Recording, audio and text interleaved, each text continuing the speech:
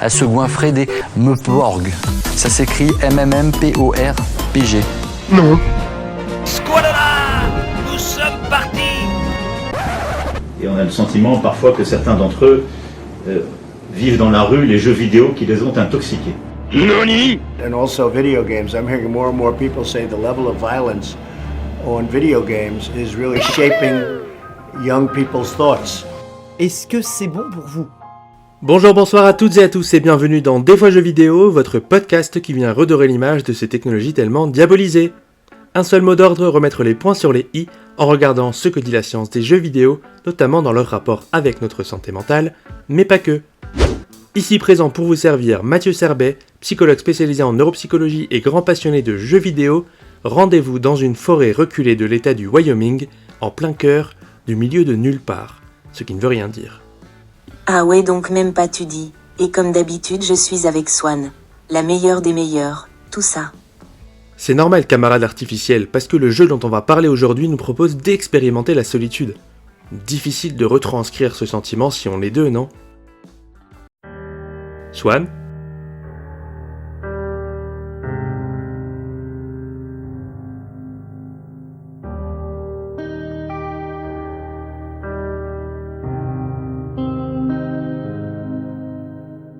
Explorons ensemble la solitude.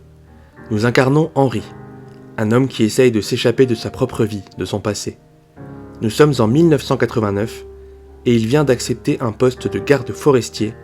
Le voilà en charge de la surveillance des feux de forêt dans une tour d'observation très isolée.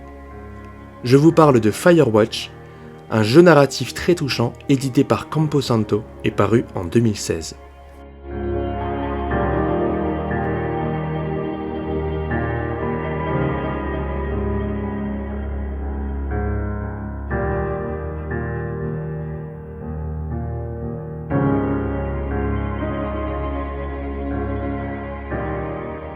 Là, perdu au milieu des pins, des montagnes et du silence, Henry est seul, ou presque. Sa seule connexion avec le monde extérieur, c'est Delilah, une collègue qu'il ne rencontrera jamais physiquement et avec qui il communique uniquement par talkie-walkie. Pour les gens de ma génération, le prénom Delilah doit d'ailleurs remuer un peu de nostalgie musicale. Finalement, ce personnage perdu, c'est un peu nous. À travers ce jeu, Camposanto nous propose une expérience rare, non pas de l'action frénétique ni un challenge compétitif, mais une plongée dans la solitude humaine, ses dangers, ses bienfaits et surtout ses paradoxes. Et aujourd'hui, je voudrais réfléchir avec vous à ce que Firewatch nous apprend de la solitude et plus largement à la manière dont les jeux vidéo peuvent être des laboratoires émotionnels pour explorer cette sensation. La première chose à dire, c'est que Firewatch met en scène une solitude radicale. Henry est coupé de son ancienne vie, de sa femme malade qu'il n'arrive plus à accompagner, de ses amis, de toute communauté. Le décor forestier n'est pas anodin. Les chercheurs en psychologie environnementale parlent depuis longtemps de l'effet des espaces naturels sur notre psychisme. La nature peut favoriser un état de repos mental, qui peut être apaisant mais aussi confronter l'individu à lui-même. La forêt devient donc un miroir. Elle reflète nos pensées, nos doutes et nos peurs. En plus, si comme moi vous avez beaucoup suivi des threads d'horreur et êtes fasciné par les creepypastas et les histoires horrifiques propagées sur internet, coucou Feldup, c'est pire.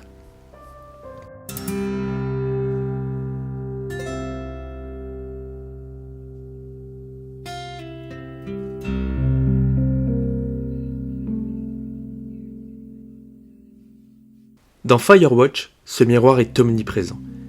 Chaque promenade dans les sentiers, chaque coucher de soleil, chaque silence dans les bois force Henry, et donc nous, le joueur ou la joueuse, à faire face à cette solitude. Firewatch joue constamment sur cette notion un peu floue, entre solitude choisie et désirée par le personnage, et solitude subie, souvent délétère pour la plupart des êtres humains. Henry recherche l'isolement comme un échappatoire, mais cet isolement peut vite se transformer en espace effrayant et oppressant.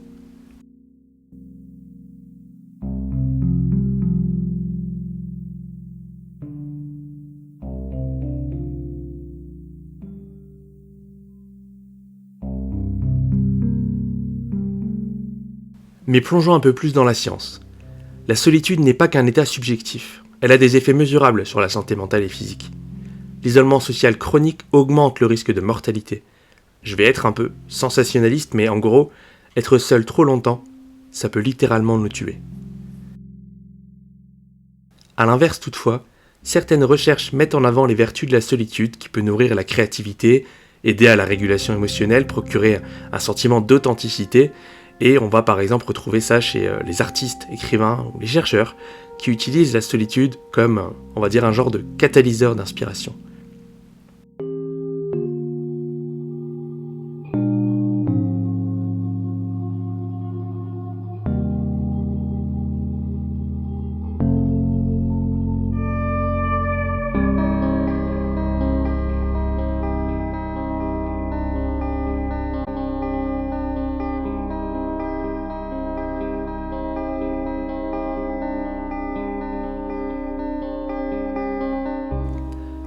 Et dans le jeu vidéo, eh bien les mondes virtuels peuvent offrir un espace où l'on va expérimenter la solitude sans les mêmes risques que dans la réalité. Par exemple, des jeux contemplatifs comme Journey ou Abzu procurent une solitude accompagnée. Le joueur est seul, mais dans un cadre sûr, ce qui transforme l'expérience en quelque chose de méditatif plutôt que d'angoissant. Et pour aller plus loin sur les aspects un peu méditatifs, je vous renvoie à notre précédent épisode.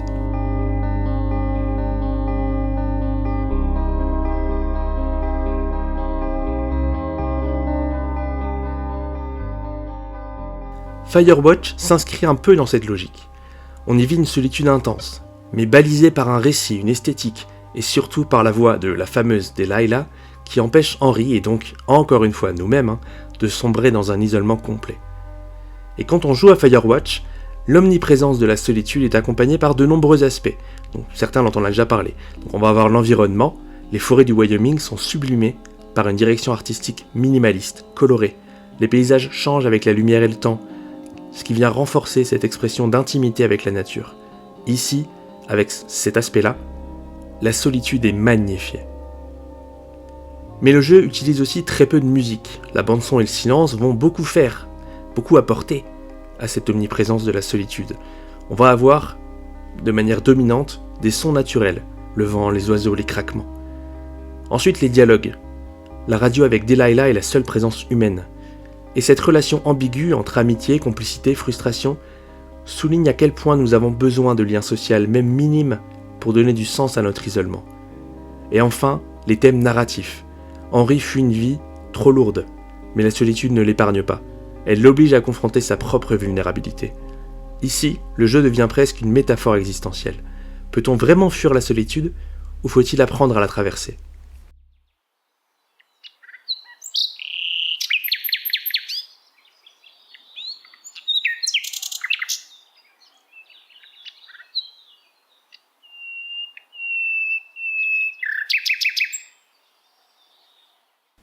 Firewatch n'est pas le seul jeu à traiter de la solitude.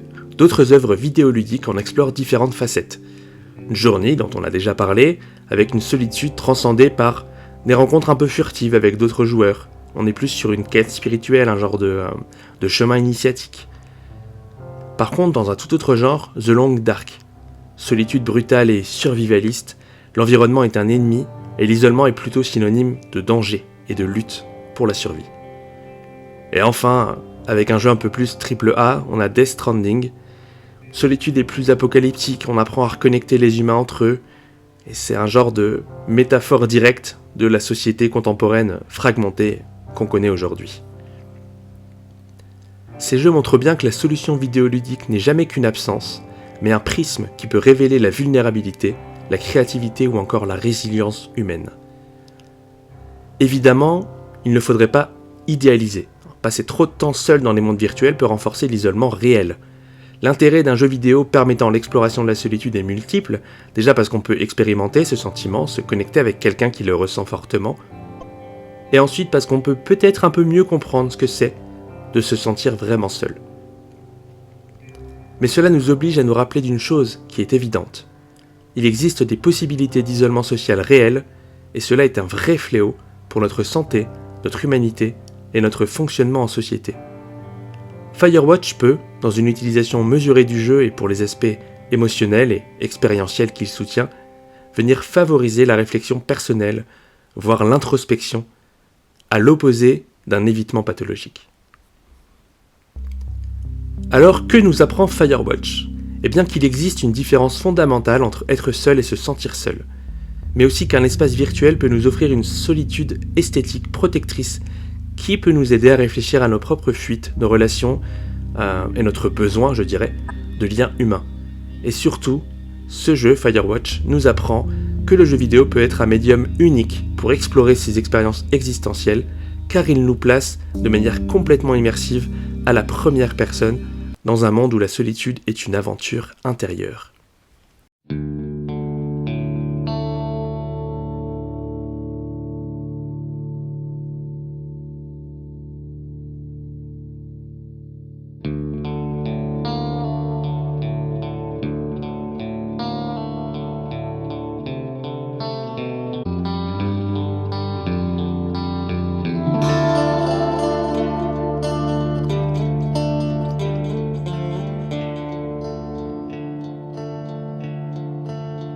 Comme le dit très bien le philosophe Paul Tillich, le mot isolement exprime la douleur d'être seul et le mot solitude en exprime la gloire.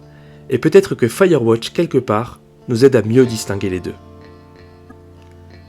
Merci beaucoup de m'avoir écouté, vous qui n'avez contact avec moi qu'à travers un enregistrement sonore, et j'espère que vous avez apprécié ces quelques mots, et peut-être aussi que si vous ne connaissiez pas Firewatch, peut-être que cet épisode vous a donné envie d'y jouer.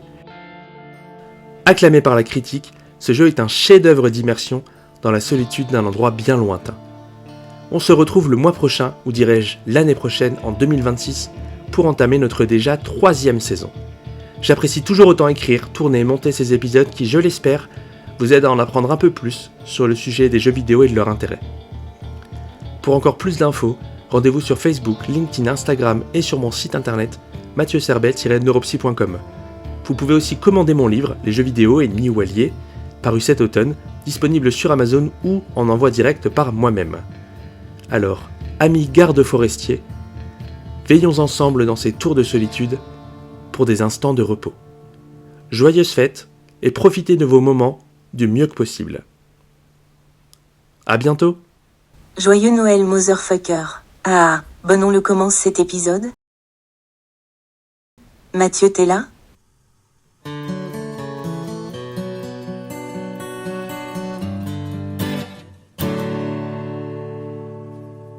I'm headed off to Shoshone, where the birds and the bees won't know me. Man and war won't exist no more, and there ain't no gals to keep no score. I'm taking off for the woods, to a place where there ain't no shirts. Don't need no books or ponds or the ponderosas. Don't need no lady or marry the Mariposas. Can't waste no time in getting there. I'll do 80 down, 80 without a prayer. Don't need no gal, I'll spruce up for the spruces. Don't need no pal, I'll change my mood up for the mooses. Headed off to old Shoshone, where the birds and the bees won't know me. Men and war won't exist no more, and there ain't no gals to keep no score. And if you're wondering where's my aspen, it's been cavorting amongst the aspens. Don't need no grass, I'll get altered among the alders. Don't need no mass, I'll grovel before the boulders. I'm headed off to old Shoshone, where the birds and the bees won't know me. Men and war won't exist no more, and there ain't no gals to keep no score. I'm headed off to old Shoshone, where the elk and the owls won't know me, where there ain't no judges to whom I gotta plead, 'cause I can be me in old Shoshone.